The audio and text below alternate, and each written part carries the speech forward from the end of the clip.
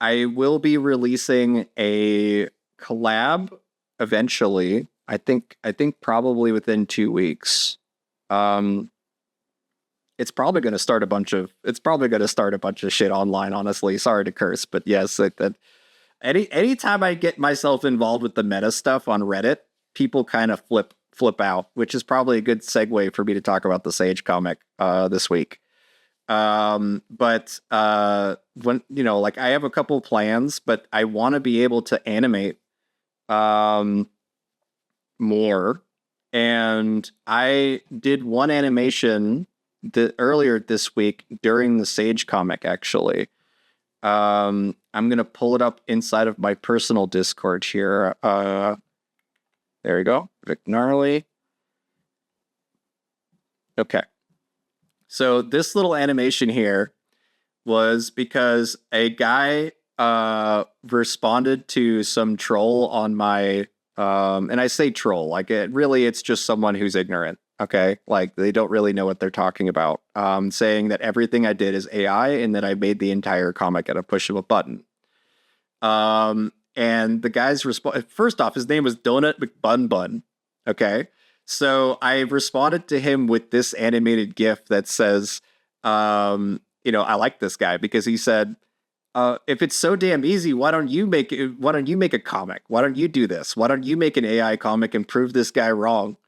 And I had to respond with this catty little like animated GIF of me chewing on his username and going, "I like this guy."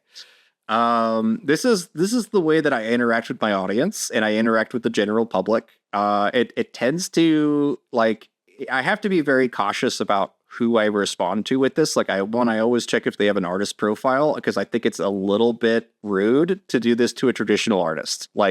I'm pretty conscious that if it's just some douchebag on the internet, I'll do this like all day. It's too funny to me.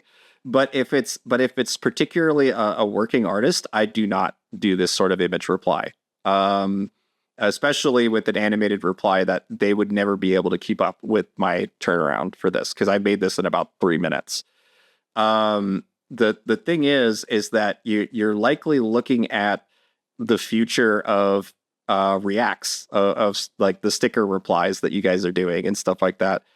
It's all going to be done in real time, right? Soon, where we're able to basically be like, yeah, this is my OC, and we're all chatting with each other, with these kind of little animated GIFs for now. But eventually, they're just going to be these live emotive sort of comment sections. It's going to be really weird and alien to what we have now. Idiot Pixel said, "Oh my God, Donut McBun had it coming." I know, right? Yeah. No. It's definitely true that I will really do this for my supporters. Because I want to reward them. I want to let them know that like you guys are awesome. I love you guys so much. You guys make it worth it for me to deal with all the crap that I get for making comics online for free for people. You should. Well, I think most people are not surprised today just how nasty internet comments are. I'm getting into this with you guys specifically because I know that my workshops here can kind of bring people out of the woodwork and they start submitting comics to places like r comics on Reddit. And I just want people to understand, like, one, the reason why my comics kind of rise up and whatnot is because I've been building up my followers. I've been working really hard at getting presence on that subreddit. But two, it's also like AI imagery is like really taboo, but it's not, you're allowed to post it there. You just don't do it in a low effort way. If there's errors in your imagery, they might delete your comic, right? Because it's just considered low effort to not try to make five fingers. Like, come on. Things like that, okay? So what I'm going to do is I'm going to pull up my comic here. So this comic here is a ton of work, an absolute ton of work that went into this. A little embarrassing how long, honestly, for me. It has been about 6 weeks for the entire arc of her just coming to her apartment and listening to messages on her answering machine. And it's because I'm juggling a lot of projects, but I wanted to mostly show you guys what you can do as an end product with this workflow of CREF, SREF, all that kind of stuff. So if we look at these pages here, we basically have Sage seeing Destiny again for the first time in a couple years, and the audience is not familiar who Destiny is. This was unveiling essentially a new character reference for Sage, which is Sage at home. She wears this 90s horizontal striped sweater, which normally in the 90s would have been a much tighter horizontal stripes. But for the sake of character referencing, it shows up way more reliably with these thick stripes. So when it comes to Sage's mother, though, Destiny, I had so much fun with this character. This is probably my favorite character to mess with now because Sage's mother is a little unhinged, and you guys will see that here in a minute.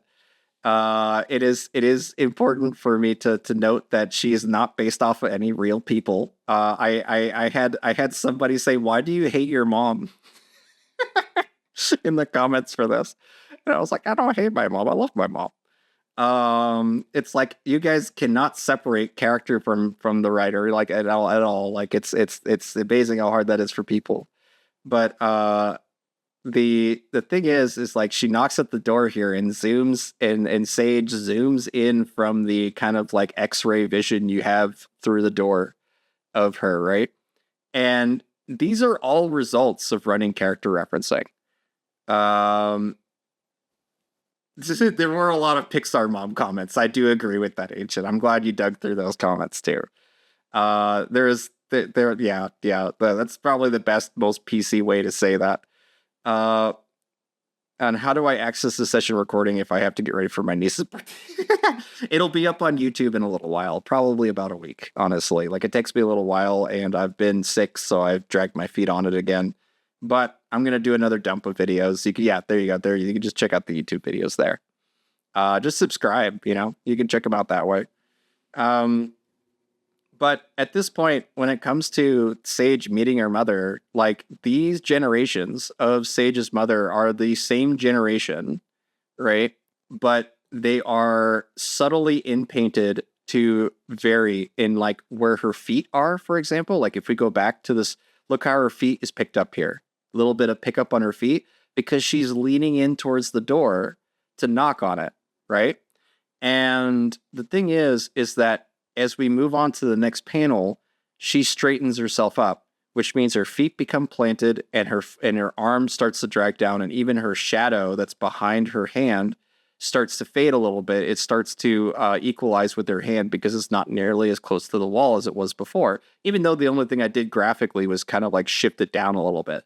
I'm doing all these shading techniques to basically say I'm evoking depth at different heights, that kind of thing. The main thing with this, though, is that I wanted to emphasize this next shot because this is actually the shot that inspired it all. Was Sage looking through her keyhole and seeing her mother.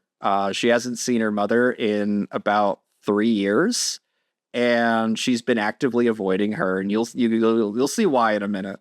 But this is such a beauty shot for me. Like this is like, okay, yes, this is gonna sell it to a lot of people that they're gonna like Sage's mother, at least at first glance, right? And originally the door was green when it generated, and otherwise a lot of this is as is. I mean, I even left the kind of vertical stripes in her outfit, which is not actually present in any of the other generations, right?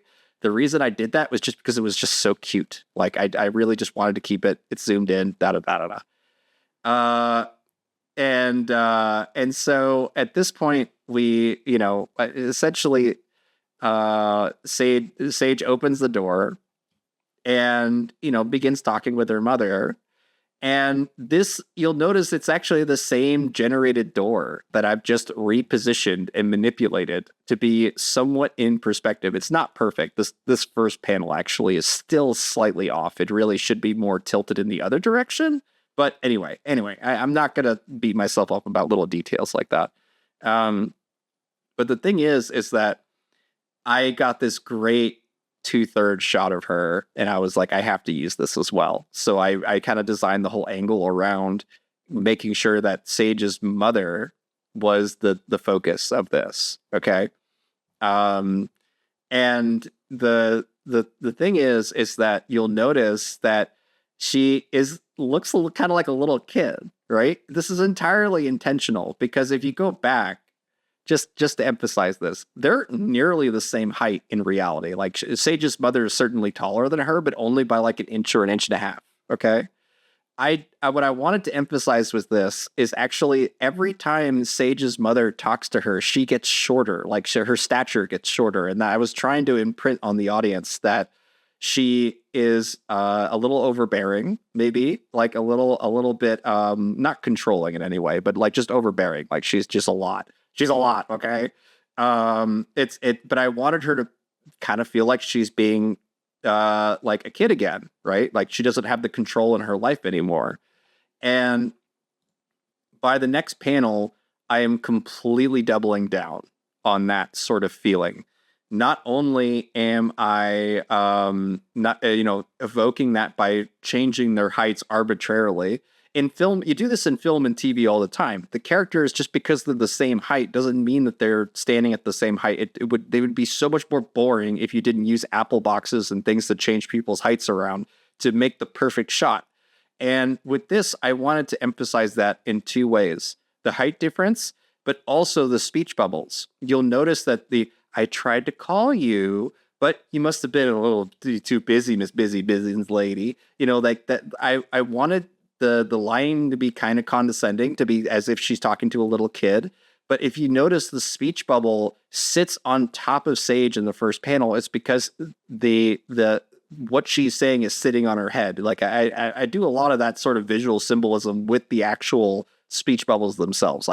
This is what I spend way too much time thinking about. But anyway, the main thing is that I wanted to emphasize that Sage's mother kind of just does what she, like she's the mother. Like she takes control of the situation in that way, in an overbearing manner. So her opening the door here is actually kind of interesting because the thing is that it's not going to let me zoom in to show you guys this, but right underneath the word nope, you see that there is this little bit of a motion ribbon or line evoking the door being pushed open.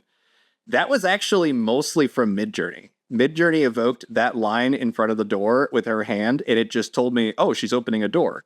And I was like, holy crap, that was Midjourney that was telling me that this is a common, ribbon, a line movement line that's there. So I emphasized the movement a little bit. I made it a little bigger. I gave it a bold outline, that kind of thing. But I was inspired by Midjourney with that moment to make her pushing the door open at this panel. Each one of these generations of Sage and Destiny are from different results because I'm using character reference of Sage and a character reference of Destiny. And I'm not doing like pans and zooms. I'm actually cropping them out the same way you saw me with Photoshop earlier with the puppet warp and stuff. I actually used puppet warp in a couple places here to kind of like, change subtle positions of things, especially I'll explain that here in a minute.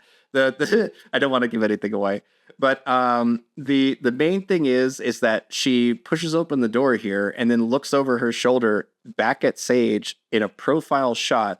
And the darkness, again, that there's no reason why the shot technically should get darker with her face there, but I wanted to evoke in a kind of an anime sense that that there's like a split face, like there's like a dark moment, like, oh, we took the bus, like it's supposed to sound like demeaning or whatever. And she's like, from Seattle. And so making those conscious like lighting decisions are important. So this is really like, I guess the main seller page is like, yes, we have a big reveal of the apartment on the next one. But this one really, to me, is where I wanted to emphasize the audience to just take their time and really look at Sage's mother and be like, okay, what's exactly going on here? She's grabbing the door and slamming it behind her. Keep in mind, like the way that the hand movement is throwing the door to the side there. Midjourney did not understand that at all when I tried to put that in there. So I actually drew her hand on the bottom, like the third panel here, bottom left corner. That's fully drawn. The doorknobs, they're all fully drawn. The doors, fully drawn. So there's a bunch of expressions that are drawn here too. So this is all redrawn. This one is kind of redrawn. I left most of them out as is. This is completely redrawn, and this is completely redrawn. Her hair was not messy at all when I ran the original generated images for Sage. Things like that. That's where I'm going nuts and drawing traditionally, because I really want to evoke the story I want to tell, so I'm going to draw it.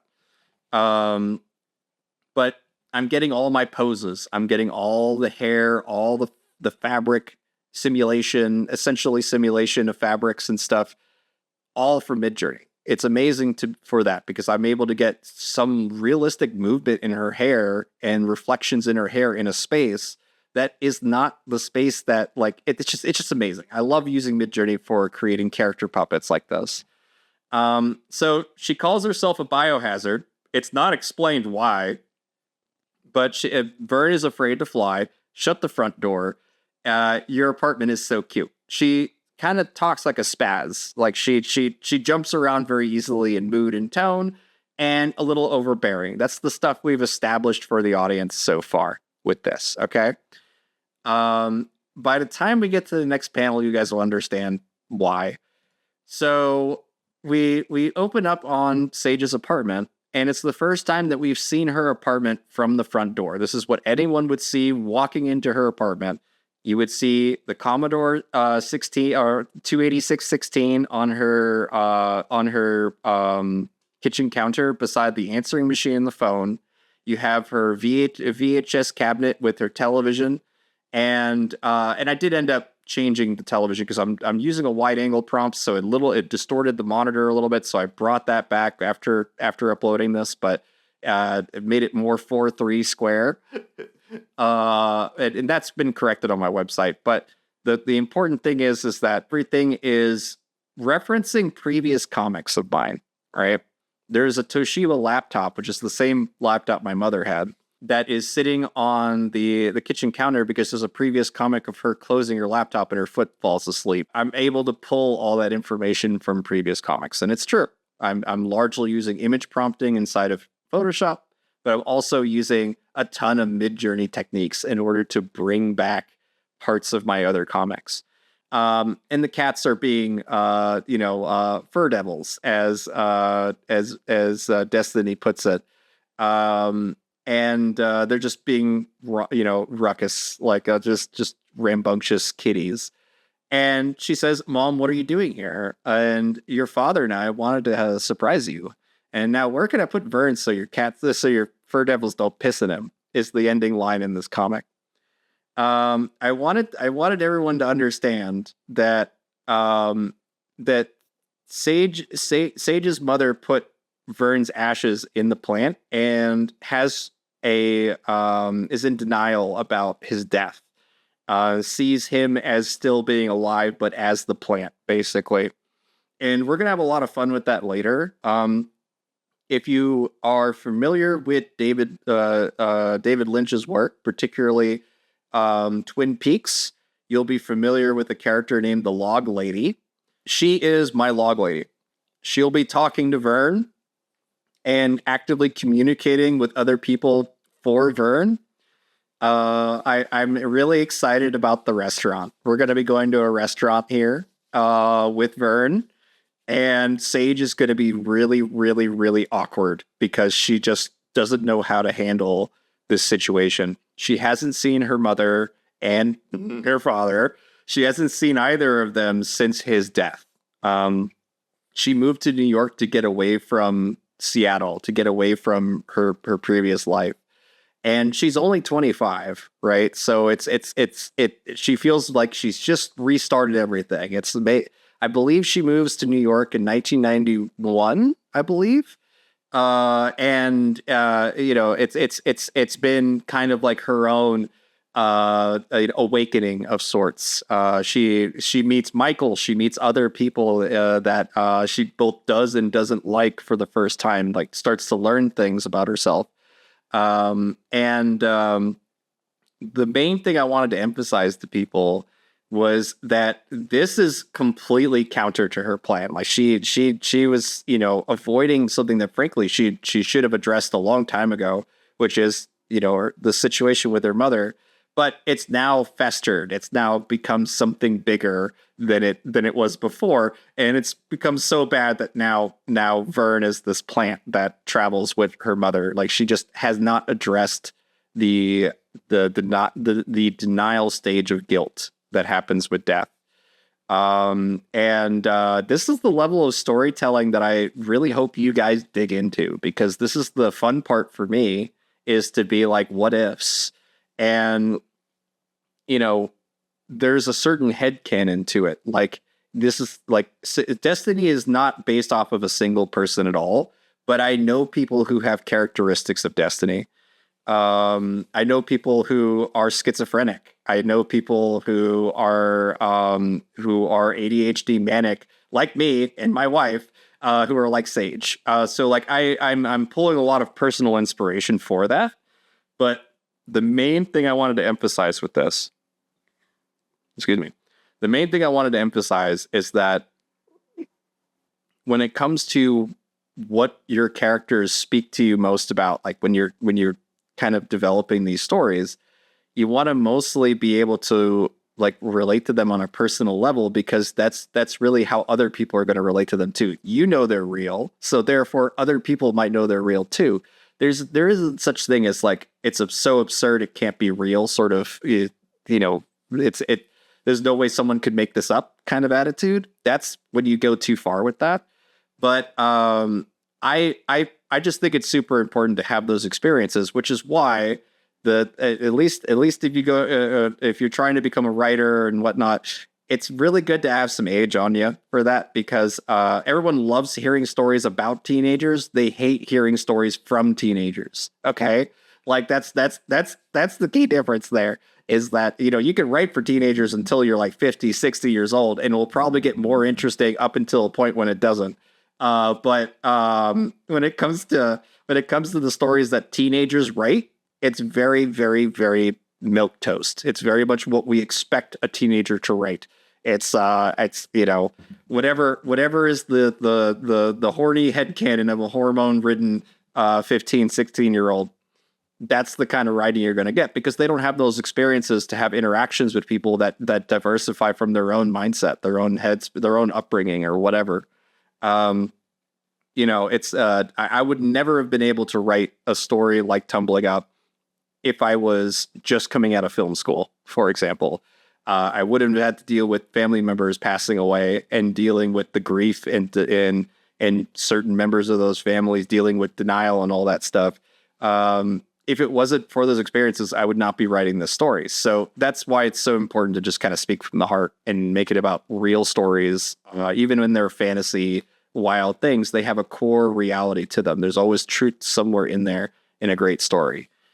The last little bit I'll add to this before I get rid of this comic from the page here, is that this background took quite a while to do, because I was cycling and changing things around like constantly to put this together. So let me actually grab a time lapse that I put together of me building this this background here. So just a second here. Could you show a Photoshop file of one of the panels just to see the process? Oh yeah, for sure. That's actually probably pretty smart for me to do. I have a bad habit of kind of skipping on that a little bit. So let me first show the time lapse, and then I'll open up a Photoshop file for you guys.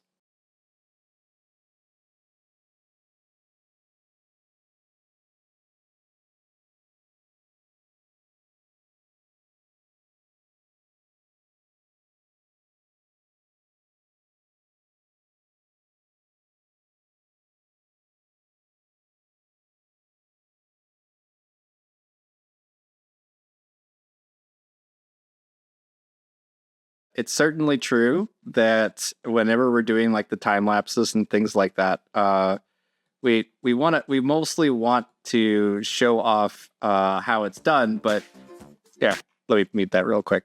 But it's also true that these time lapses scare the crap out of every creative person that I share them to, honestly. Even though it does a really great job showing the amount of labor it took to do it, the problem is that unless I have a very big thing on the corner of the screen here that says that it's been sped up by X number of times, it doesn't really matter because they still think it's done at a push of a button. So if it's done at 100 times speed, it's just 100, it just doesn't really emphasize the exact amount of time it takes. So just to let you guys know, this was done over 2 days, with me dabbling back every once in a while and not doing it straight. Like I'm just kind of messing around with it as I want to. And then the Photoshop pass, I want you guys to compare really quick the difference between the final shot up here and this background. There's like a second top frame here. There's an entire like kind of lampshade thing that I got rid of. The fridge is way too tall. The door is white, and so I replaced it with an open doorway. The stove is completely kind of wonky and weird here, so I replaced all that. Just the biggest thing you will not be able to tell right off the bat is is the distortion in the room. There is this wide angle distortion that comes up here.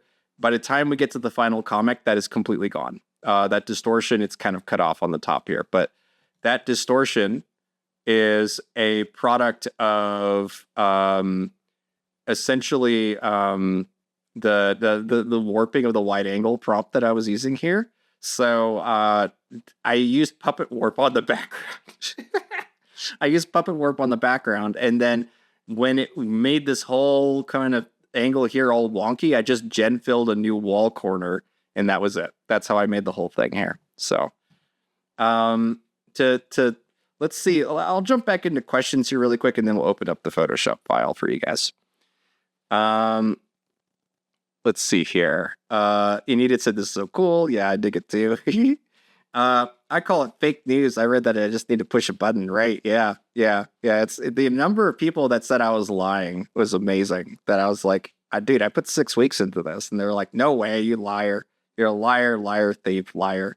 And it just makes me so infuriated that I can literally show them the Photoshop file, like the actual like dates on the Photoshop files, and be like, look, like the only thing I can't show you is like the number of hours that were put into each one of these, because it's never going, like, I wish Photoshop kind of baked that metadata in there, but they don't. So let's see here. Yeah, I mean, everyone here hates R, right? Yeah, we all are disgusted by it. Let's see. Exactly, Rhapsody. It feels that way. I love how people freak out. The thumbnail generations are instant. Ideation is instant. Building something great takes time. That is certainly true. Okay. All right. Let's open up a Photoshop file and get the Fur Devils and what they're going to do to Vern out of the screen here, because I'm sure that was not fun to leave that on screen for 20 minutes. But okay. Let's grab. Can we start a band called Vern and the Fur Devils, please? Yes, please. If you guys wanna prompt a bunch of freaking cat boys and Vern, who's just a plant with a microphone shoved in him. Yes, please. But by the way, I used Puppet Warp a ton on Vern, and I'll show you guys why in a minute. But let's open up the project. I still have it saved locally. I usually move them over to a separate folder, because the thing is, generated projects take up so much more space in your hard drive. I didn't actually say this, but the previous Sage comic, where there's like a whole bunch of suspense around who's answering the phone and all that stuff, the total number is absurd. The total number of space. I had 9 revisions that I made because I had artists chime in and let me know like ideas. So like I have 9 revisions, 53 gigs. 53 gigs. That's the total project file for a single comic. Insane. Absolutely insane. I had an artist hear me out on that, and they were just like flabbergasted. They were like, one of my comics takes 3 megs. And I'm like, I know. It's just there's something wrong in my head when it comes to the amount of tweaking and editing and changes that I make, and it's not being a perfectionist. It's just having any kind of vision at all. Really, really, if you're stubborn about it, it's just going to take a lot of data. Okay. All right, so let's open this up. Which one do you guys want to open up, actually? Okay, let's go ahead and open up Photoshop here and let you guys take a look. All right, so this is the raw of this page here. And what you're mostly going to see is the initial kind of layers that are on top here are going to be really high numbers because this is the last pass that I'm doing. I do everything as smart objects so that I can easily nest them together and save them for later. So you'll notice that almost all of this is one object inside of here. So if I grab it and move it, see, like we have the outlines here. I didn't mean to grab those. I meant to grab anything else but the outlines. These are the last minute corrections that I'm doing. And I say last minute, like I've gone through multiple different layouts and plans and ideas. And that's the very, very last second changes that I do. If I now come in and hit edit contents in here, we actually get the real project here. This is the not the last minute edits, but you can notice that now I can change where the text is. I can change where the speech bubbles are. And all that was because I meticulously planned every layer on this. You just start to stack these things, right? So for example, like a lot of Sage's outfit here has these stripes repositioned and recolored. So you can see that she shows up completely with a different pattern on there. And then with Sage's mother, it's mostly just nixed out. She's a very reliable character reference. So it's very easy for me just to nix out her background and stuff. But you'll notice as well that her collar is now different because it didn't understand the turquoise sequins that were on her necklace here. So if we open up the previous version of it, there it is. That's one of the cleanups that I did where I wanted to go back and add continuity. So I went in, just drew a bunch of little circles, and then matched the colors. And I'm doing that little by little by little everywhere over the comic. Okay. But this is the first thing I wanted to emphasize to you guys is that look at this door, right? It's just the generated result of the door. But what I did was once I distorted it into the correct position, I added a little teeny lip and shifted the door handle to the right. So it overlapped the handle and then added a little lip here. And now suddenly the door actually looks like it's in the correct perspective. And that's all because this doorknob should be popping out a little bit. That's all you need in order to sell it to the audience that this is a door that's behind her at an angle. Okay.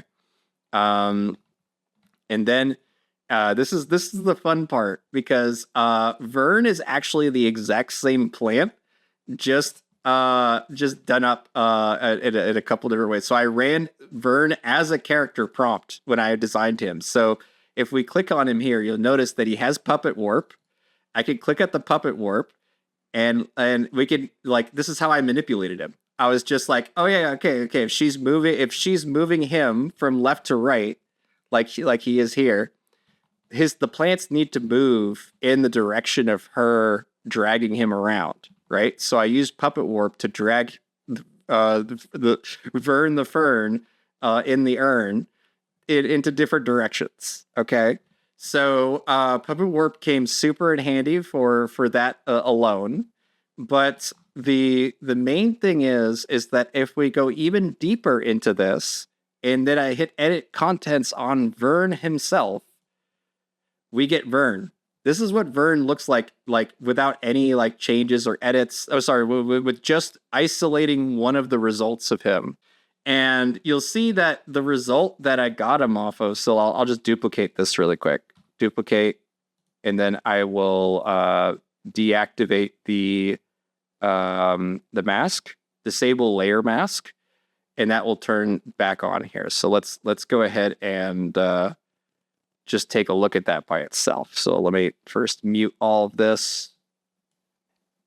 So this is the default. This is the result that I got from Midjourney when I asked for Vern as a character turnaround. Yes, I am asking for a character turnaround of a plant. And it actually did a really good job. It did a really good job getting it at multiple angles of a believable fern.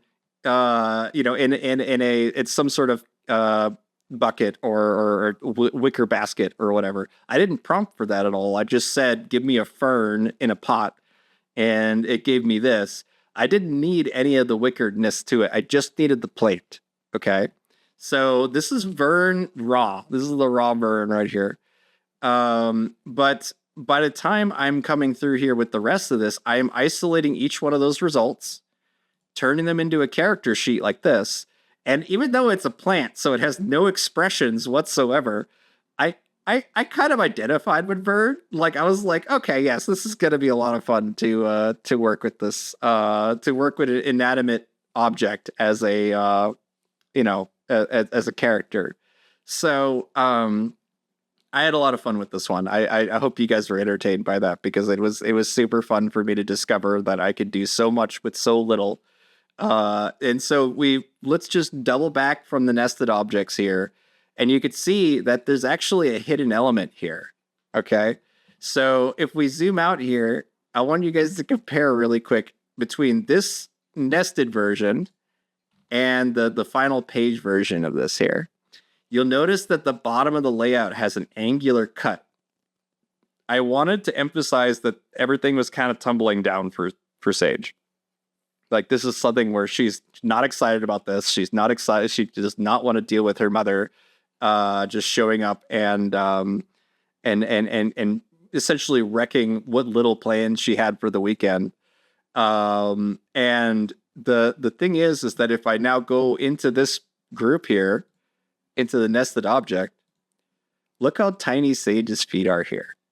This is because the result that we got off of this, I'll just move Seattle here, was like a chibi Sage. Like, she was legitimately a small child with this. And I was like, I just didn't really feel like editing it. I didn't really feel like putting the labor into like making her properly heighted and all that kind of stuff. So I covered it with a speech bubble and got real lazy about it and just did a straight layout cut there. And it ended up being a huge inspiration for me because it gave me room for Vern to hang in her hand like that. I was originally going to do like Vern's kind of hanging below the layout, and it just looks so much better like this. I really do dig it with this. And the last one I really should emphasize actually is the actual apartment, because that was my biggest project out of this entire thing, was just getting Sage's apartment to look the way it looks. So I'm going to open up this one here. I almost opened up the future page, so you guys would have been spoiled, but I'm not going to do that. So if you look here, and I have just her background here. So let's go ahead and get rid of some panels here. So we close this. So if we look closely at Sage's apartment, as a result, you'll notice that it like the first thing that comes up is that you have the cats jumping off of the counter and playing with each other. Each one of these cats is a separate generated image that has their own character reference. So these two are from the same one, but essentially they have their own character reference, and I am redrawing them to match the color of the character of the cats. So if I now right click this, I got to go to layers. I hit edit on cat wrestling. That was the prompt. You'll notice that we have a reverse of it now. But if I start to get rid of it, that's what the cat originally looked like. I do first a blending option to remove the color, and then I apply another blending layer to under multiply of just the gray color, and removing just around the eyes. And that's how I recolored the cat for this. It is something that you could take advantage of in terms of like the what is it, like certain similarities between your characters, especially family members. You could take advantage of that by essentially just having one or two parts of them that you consistently change back or change to something else. For the cats, they're largely derivative of Fidget, the black cat, but I've changed the colors. I've made them either sharper faced or fatter faced or whatever it ends up being, just to give them some variation off of that one character reference. But they now all three have their own character references. So there you go. So that's it. That's why my projects are so big. It's good to see you, iTrophy. Thank you so much for coming, man. I didn't get to say bye to you probably in time, but I really appreciate you coming. But you could see I added shadows. The shadows are fully drawn. I just drew them into place. Because there are 2 points of light in this apartment, 1 point, 2 point, there's also 2 layers of shadows. These are all things that I considered when I was putting this together. It's why this stuff takes me so much damn time. Let's see. Then we also have a boombox here because I will eventually be showing Sage's record collection. It's inside of here, but it's not. She doesn't have a record player. It's like stuff from Vern. That's how she will connect back with Vern is to see his old records that are down here at the bottom. Yeah, Vern, the Fern, and the Urn. Yep, I wanted people to be like, oh God, how much alliteration is there? You know, I just wanted to keep emphasizing it. But the thing is that there's going to be a bunch of cassettes and other like kind of references to like 80s music that you'll see because Sage is a big fan of like late 70s, early 80s music. And there's still some warping and distorting and stuff that I just didn't end up fixing because frankly, like, by the time you zoom out all the way, it's a wide angle lens. Like everything has a little bit of warp, a little bit of distortion to it. So I wasn't really too worried about this, for example, the fact that this spans outward and this blah, blah, blah. I could have fixed it, but I didn't. It's fine. It's fine. But otherwise, the thing is that if we now take this background and remove it, you get to see again the last minute changes that I made to kind of make everything look good. And so there's the correction on the wall. There's some correction with the window where I think there's some blurry background stuff. Little changes here and there. But now if I edit and then dig into this actual background, that's what the full thing looks like. This whole background is actually quite big. It has plenty of extra headspace and down, like the bottom of the frame here.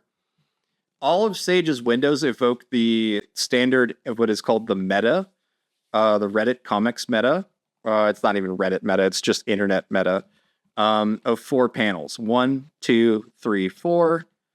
1, 2, 3, 4. And you can see that it's even reflected into the light on the carpet. I wanted to emphasize just how much of effect AI has on comics, storytelling, all that kind of stuff. And the Tumbling Up series is really focused on that specifically in a symbolic, abstract way, including Destiny. So we'll dig into that more in future episodes. But yeah, you can see now everything has an asset. Like everything can be moved.